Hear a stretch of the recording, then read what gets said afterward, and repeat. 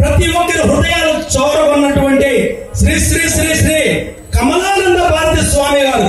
మీరు నిద్రపోతారా? ఇంకా ఈ ఆంధ్ర రాష్ట్రంలోని నిద్ర లేపినటువంటి మన కమలానంద భారతి స్వామి గారిని హిందువులను ఉద్దేశించి రాధావరణ స్వామి నేను లేపటం లేదు అనుకుంటా అంటారు మనసులో.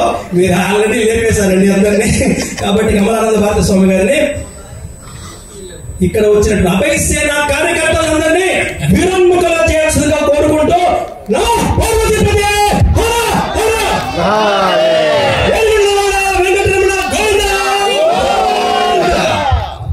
పూజ్య స్వామీజీ.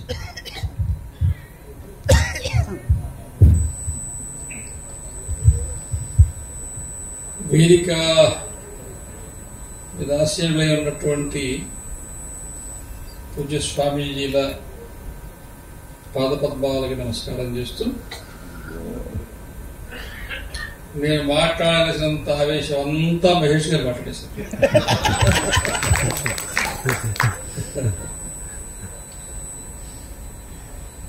అభయ హిందూ సేన చిల్లి కాదు తూటు అన్నట్టు వాడు ఎవడో. చిల్లి కాదు తూటు, తూటు అన్న చిల్లి అన్న ఒక్కటే. అంటే హిందూ అన్న అభయ అన్న ఒక్కటే. ఎవడు అభయంగా ఉంటాడో వాడు హిందూ.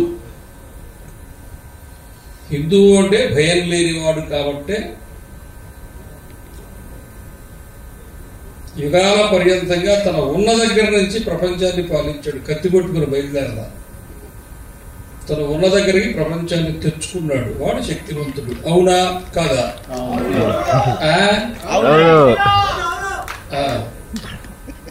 ఇదే 1 లక్ష మంది ఉండే గ్రౌండ్ కాదు. ఎవరు అన్నారా ఎవరు అనలేదా అని చెప్పి అందరూ కనపడుతుంది.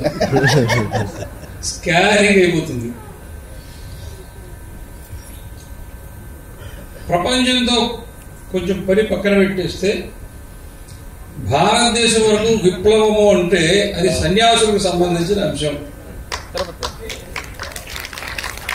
విప్లవము అనేది సన్యాసులకు సంబంధించిన సంగతి. కాబట్టి ఈ దేశానికి స్వాతంత్ర్యం కావాలంటే అది తురకోళ్లతోనైనా కిరస్తాని వాళ్లతోనైనా 2 విషయాలు గుర్తుంచుకోండి. చక్రవర్తిని నడిపించిన వాడు మంత్రి, అసలు చక్రవర్తిని కూర్చోబెట్టిన వాడు సన్యాసి. ఇది భారతదేశం. ఒక చంద్రగుప్తుడు, ఒక తెమ్మరుసు, వీడు మంత్రులు. ఒక సమర్థ రామదాసు సన్యాసి. ఇలా అనేక మంది సర్వసంగ పరిత్యాగులైనటువంటి వాళ్లే ఈ దేశంలో చక్రవర్తుల్ని తయారు చేశారు. ఆ చక్రవర్తులు తమ రాజ్య సర్వస్వాన్ని వాళ్ళ గురువులకు ధారపోస్తే వాళ్ళ ప్రతినిధులుగా సింహాసనం మీద ఉండి పరిపాలించారు. దీన్ని భారతదేశం అంటారు. భారతదేశం అన్నా హిందుత్వం అన్నా వేరే వేరే ఏం కాదు. ఇది కూడా చిల్లి కాదు తూటే, ఒకటే. అర్థమైందా? కాలేదా? విన్నారా? వినలేదా? ఏ ప్రయోజనం? జై శ్రీరామ్. ప్రయోజనం ఉందా లేదా? ఉండడం అంటే విని గుర్తుపెట్టుకోవడం, గుర్తుపెట్టుకోవడం మరణం చేయడం, మరణం చేసేది పక్కన చెప్పడం, పక్కన చెప్పి ప్రచారం చేయడం, ప్రచారం చేసిన దాన్ని ఆచరించడం. ఉందా లేదా? అది ఉంటే ఇది ఉన్నట్టు, ఇది రాకుండా అది లేనట్టు. ఇప్పుడు చెప్పింది అర్థమైందా? అయ్యే అవకాశమే లేదు. అందువల్ల ఈరోజు మనం వందే మాతరం పాడుతాం. మోడీ గారు కూడా ప్రతి సభలో వందే మాతరం అని చెప్పిస్తుంటారు. అవునా? 1905లో భారతదేశంలో హిందువుల శక్తి చాలా ఉధృతంగా స్వాతంత్ర ఉద్యమం భారతదేశంలో, భారతదేశ స్వాతంత్ర సంగ్రామంలో ఎక్కువ మంది చనిపోయిన వాళ్ళు ఎవరంటే మొదటి స్థానంలో ఉన్నది బెంగాల్, 2వ స్థానంలో ఉన్నది పంజాబ్. అలా బెంగాల్లో విపరీతమైనటువంటి ఒక ఉప్పెనలాగా ఎగిసి పడుతుంటే స్వాతంత్ర ఉద్యమం, దాన్ని తొక్కేయడానికి తూర్పు బెంగాల్, పశ్చిమ బెంగాల్ అని చెప్పి 2 రాష్ట్రాలుగా విభజించారు. ముస్లింలు అధిక సంఖ్యాకులుగా ఉండేది తూర్పు బెంగాల్, హిందువులు అధిక సంఖ్యాకులుగా ఉండేది పశ్చిమ బెంగాల్ అని. ఆ బెంగాల్ను విడదీయకూడదని చెప్పి వచ్చినటువంటి ఉద్యమమే వందే మాతరం ఉద్యమం. దాని తర్వాత వాళ్ళు వెనక్కి తీసుకున్నారు. విభజనప్పుడు మాత్రమే మళ్ళా 1947 విడిపోయింది కానీ తర్వాత బెంగాల్ కలిసి ఉంటుంది. అప్పుడు ఆ వందే మాతరం ఉద్యమం దానికి సంబంధించినటువంటి నేపథ్యంలో బంకించంద్ర చటర్జీ వారు ఆనంద మఠము అనే నవల రాశారు. ఆ నవల మొత్తము కూడా సన్యాసులకు సంబంధించినటువంటి చరిత్ర. సర్వసంగ పరిత్యాగులయ్యి ఇలా కాషాయాంబరధారుడైనటువంటి వాడు చేతిలో ఖడ్గము త్రిశూలము ధరించి గుర్రాలనికి అలా ప్రయాణమైపోతూ ఉంటే స్వాతంత్ర ఉద్యమం కోసం విప్లవకారులై అలా అడవి మార్గంలో పోతూ ఉన్నప్పుడు అక్కడ గుహ వస్తే ఆ గుహలో కాళికామాత విగ్రహం ఉంటే కాళికామాత విగ్రహం ఎదురుగా నిలబడి చేతిలో కర్పూరం వెలిగించుకుని కర్పూరము కాలి చేతి నుంచి రక్తపు బొట్లు కింద పడుతూ ఉంటే అప్పుడు ఆ కాళికామాతను చూచి వందే మాతరం అని చెప్పి నీవే దుర్గవు, నీవే సరస్వతివి, నీవే పార్వతివి అని చెప్పి పాడి నీవే భారత మాత అని చెప్పినటువంటి పాటే వందే మాతరం.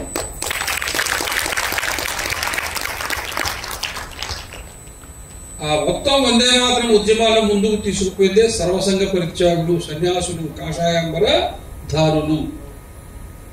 మొన్ననే ఏప్రిల్ 30వ తేదీన కంచిలో ఉత్తరాధికారి వారికి సన్యాస దీక్ష ఇచ్చారు.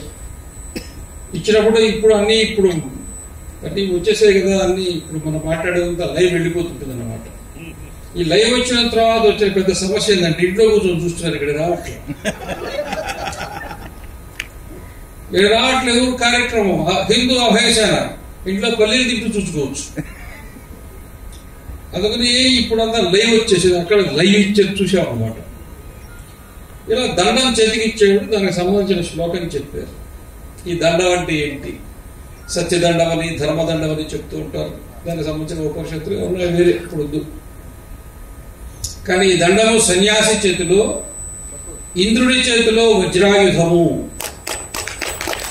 మహావిష్ణువు చేతిలో సుదర్శనము, పరమశివుని చేతిలో త్రిశూలము. అలా ఇది ఉండి ఇటు సన్యాసిని మాధ్యమంగా ధర్మాన్ని ఇది కాపాడటం కొరకు దీనిని చేతికి ఇచ్చారు అని చెప్పి చెప్పారు. ఇప్పుడు అర్థమైందా? ఏమర్థమైంది? ఏమర్థమైంది? ఏమర్థమైంది? ఇది ఏందో అర్థమైందా? ఇది చేతిలో వరకు ఉండాలని అర్థమైందా? నా చేతిలో ఉండాలా, మీ చేతిలో ఉండాలి? మీ చేతిలో ఉండాలంటే మీరు కూడా మునగాల్సిందే, కాషాయం కట్టాల్సిందే. ఈ దేశానికి చార్టెడ్ అకౌంట్స్ దొరుకుతున్నారు, ఈ దేశానికి ఇంజనీర్లు, లాయర్లు దొరుకుతున్నారు, ఈ దేశానికి డాక్టర్లు దొరుకుతున్నారు. సైన్యానికి తక్కువ లేదు, 1,00,000 మంది సైన్యం కావాలంటే 20 లక్షల మంది వస్తున్నారు. అవునా? కానీ ఈ దేశానికి వెంటనే అవసరమైంది ఎవరో తెలుసా? సన్యాసులు. నిస్వార్థంగా నిబద్ధతతో ధర్మం కోసం జీవిస్తామని ఒక అడుగు ముందుకు వేసేటువంటి సన్యాసులకి స్వాగతం పలకడానికి ఈ కార్యక్రమం పెట్టాం. చేతండి చెప్పట్లేదు, ఒక్క చేశారు. సన్యాసి అవుతారా? నేను సన్యాసి అవుతానని చేతండి తెలుసండి. ఇక రాబోయే రోజుల్లో రిక్రూట్మెంట్ అంతా సన్యాసులదే. ఎట్ట తిరిగి పెళ్లి కావట్లే, ఏం చేస్తారా? కొంపల్లో అటు వాళ్ళకి కావట్లే, ఇటు వీళ్ళకి కావట్లే, అందరికీ కుజు దోషమే. కుజుడు ఎంత బలంగా ఉంటే అంత గట్టిగా ఉన్నాడు సన్యాసి. సుబ్రహ్మణ్య స్వామి లాగా, నరేంద్ర మోడీ లాగా. ఎందుకని ముందుకు రండి. అర్థమైందా? లేదా కాలక్షేపం కోసం చెప్తాను అనుకుంటున్నారా? కాదు, ఆలోచించండి. ఇంకో 2 విషయాలు చెప్తా. టైం అయిపోతే మైక్ మీద పట్టండి, నేను ఆపేస్తా. అందువల్ల నిన్ననే తల్లి ఏదో ఇచ్చారు, డబ్బులు వేసారు అకౌంట్లో. అయింది అది.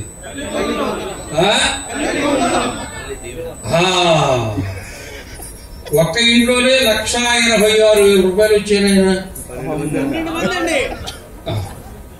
మనకు ఒక్కళ్ళే కదండి. నిన్నెప్పుడు కనొద్దన్నాడు,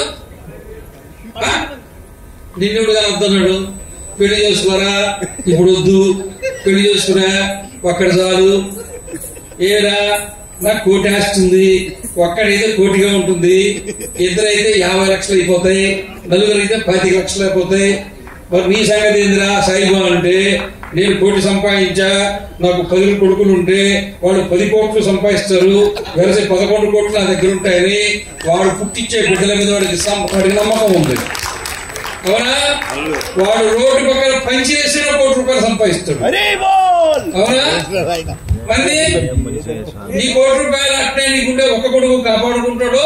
నువ్వు సాయంత్రం ఊరు కడగడాలో చేపెట్టి కలర్ బాటిల్ తీసుకుంటావే, అక్కడికే వచ్చి లెక్క రాస్తాడు. ఎవరు తెలుసు? అవునా? పెద్దలాడే పెళ్లి చేసుకోండి, 4 పిల్లలు కానండి.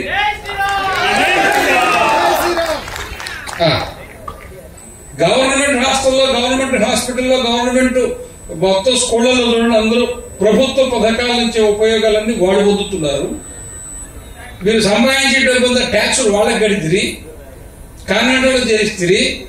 కాన్వెంట్లో 10వ తరగతికి వచ్చిన తర్వాత వాడి పేరు చదువుకోవడానికి రాకపోయా, ఇంగ్లీష్ మీడియంలో చేరిస్తిరి, తెలుగు రాకపోయా, అటు ఇంగ్లీష్ రాకపోయా, ఏమీ రాకపోయా, పంచిరేటు కూడా రాకపోయా, పెళ్లి చేస్తే పెళ్ళాన్ని వదిలేస్తుంది, ఇదేమో మొగుడు వదిలేసా, అందరూ బజార్లో పెడుతుంది, అదేమంటే వచ్చి బతుకు చెట. కాబట్టి హైదరాబాద్ లో పెళ్లిళ్ళు చేసుకుంటున్నారు. హైదరాబాద్ లో మీకు నేను అడ్డంగా ఉన్నా, మరి ఊరికి అడ్డం ఉండకూడదు. హైదరాబాద్ లో పెళ్లి అవుతుంది, పెళ్లి కూతురు పెళ్లి కొడుకు పురోహితుడు తప్పితే మిగతా వాళ్ళతో తొరకూడలేదు. డెకరేషన్ ఎవరిది, హైలైట్స్ ఎవరిది, బిర్యానీ వండేది ఎవరు, మంచిది ఇచ్చేది ఎవరు, వడ్డిచ్చేది ఎవరు, పెళ్లి కూతురు పొట్టులో కుచ్చుడుతో తొరకూడదు. ఎంత సిగ్గుమానాడు మగతనం చచ్చిందంటే హిందువులకి తిట్టదా, తిట్టాలా వద్దా? నీ ఇంట్లోకి వచ్చి నీ ఆడ కూతురు చెలగట్టడానికి తొరపాటు తీసుకొస్తే నీ మగతనం గంగలగడానికి. అవునా? ఇంత సిగ్గుమాన జాతిగా తయారయ్యే మనం చెప్పాలా వద్దా, అడగాలా వద్దా, అడగాలా వద్దా? ఏం చేస్తున్నారు? ఇంట్లోనే జిమ్ము బాగా బలిచినోళ్ళు ఎవరు? ఇంట్లోనే జిమ్ము ట్రైనర్ ఎవరు? ఎవరికి ఎవరికి ఎవరికి? స్త్రీలకి, మన ఇంట్లో ఆడవాళ్ళకి. అందరికీ అన్ని తెలుసులే, అందుకే నోరు మూసుకొని కూర్చోన్నాడు. అందుకని హిందూ సమాజం ముందు మనల్ని మనం ఉద్ధరించుకోవాలా వద్దా? ఉద్ధరించుకోవాలి. మిగతా వాళ్ళ సంగతి పక్కన పెట్టేయండి, వాళ్ళ సంగతి వాళ్ళు ఏమైపోతారన్న సంగతి పక్కన పెట్టండి. ప్రపంచమంతా హిందుత్వం వైపు వస్తుంటే, ప్రపంచంలో ఉండే వాళ్ళందరూ ధోతి కట్టుకుంటుంటే, భారతదేశంలో మనం ఏం చేస్తున్నాం? బెగ్గర్ జీవిస్తున్నాం, అడుగు తింటున్నాం. అవునా? చెప్పాలా వద్దా? నేను చిన్నప్పుడు ఎలిమెంటరీ స్కూల్కి పోతే నేల మీద శుక్రవారం పేడేసి అరుపుకొని ఆ నేల మీద కూర్చుంటే కాటన్ నిక్కర్లు చినిగిపోతే చిన్నగా చిరిగిపోతే చిన్న పోస్ట్ ఆఫీసర్, పెద్దగా చిరిగిపోతే పెద్ద పోస్ట్ ఆఫీసర్ పెట్టుకుంటే, చిరిగిపోయిన గుడ్డ ఒంటి మీద ఉంటే దరిద్రం అని కొట్టను చెనగను, కొట్టను చెనగను, కొట్టను చెనగను. అవునా? మాకు పాఠాలు చెప్పడానికి వచ్చే బడిపంతుల్లో కూడా చిరిగిపోయిన చొక్కా, చిరిగిపోయిన ప్యాంటు ఉండేది. మాకు పాఠాలు చెప్పడానికి వచ్చే ఉపాధ్యాయుల కాళ్ళకి చెప్పులు కూడా ఉండేవాళ్ళు కొంతమందికి, తక్కువ జీతాలు చిన్నప్పుడు. అవునా? ఈ రోజున 6 ఎకరాల మైటి తిరిగితే RTC cross road centre beggar pant వేసుకుని తింటున్నారు. పై నుంచి కింది దాకా చిరిగిపోయింది. వాడే ఏమైనా బెగ్గర్ జీన్స్ అంటే అడుక్కుతున్నాడు ప్యాంట్. ఒకటి చెప్పాడు నాకు, హైదరాబాద్ టైం అయిపోయింది కదండి, అవలేదు. బెగ్గర్ జీన్స్ అంటే ఏంటి సార్ అంటే, హైదరాబాద్ సిటీలో సంవత్సరానికి అడుక్కు తినే వాళ్ళ టర్న్ ఓవర్ 250 కోట్లు ఉంది, ఉద్యోగం కంటే 5,000 ప్రాక్టీస్ చేస్తుందని చెప్పాడు. దేనికి? అడుక్కో తిరగడం. అర్థమైందా? ఈ దేశంలో దిక్కు దివాణం లేదు, ఒక మార్గదర్శనం లేదు, ఒక లక్ష్యం లేదు, ఒక ఆశయం లేదు. ఎట్ట పడితే అట్లా ఏది పడితే చదివేసి ఏమీ చేయలేనటువంటి వాళ్ళంతా ఉండేది ఎవరు? చెప్పొద్దా? ఇప్పుడే చెప్పారు వారు పరిచయం చేస్తూ. 9,000 గ్రామాలు తిరిగా. పట్టుకో. దేనికి? దేనికి? వాడు ఆదిగన్నం పెట్టి లోకాన్ని దొరికాను చెప్పారు. రే ఊరు నాదిరా నాయన. చిత్తూరు జిల్లా నాది, తిరుపతి జిల్లా నాది, 26,000 గ్రామాలు నావి, 7 లక్షల గ్రామాలు నావి, 100 కోట్ల మంది హిందువులు నావాళ్ళు. నెమ్మవడం గొప్ప. ఏమి సంబంధం లేనటువంటి చెక్క ముక్కలు కొడుతున్నాడు రోయ్. వాడిదా? వాడి ఊరా? వాడి సమాజమా? వాడికి సంబంధమా? వాడిది కాని దగ్గరికి వాడు పోతుంటే నా దైన దగ్గరికి నేను పోవడం గొప్ప. అవునా? పోకపోతే తప్పు, పోతే గొప్ప కాదు. అవునా కాదా? అర్థమైందా? ఈ రోజున రాయచోటిలో గొడవ, రాయచోటిలో గొడవ, మదనపురిలో గొడవ, కడపలో గొడవ, ఆదిలాబాద్లో గొడవ.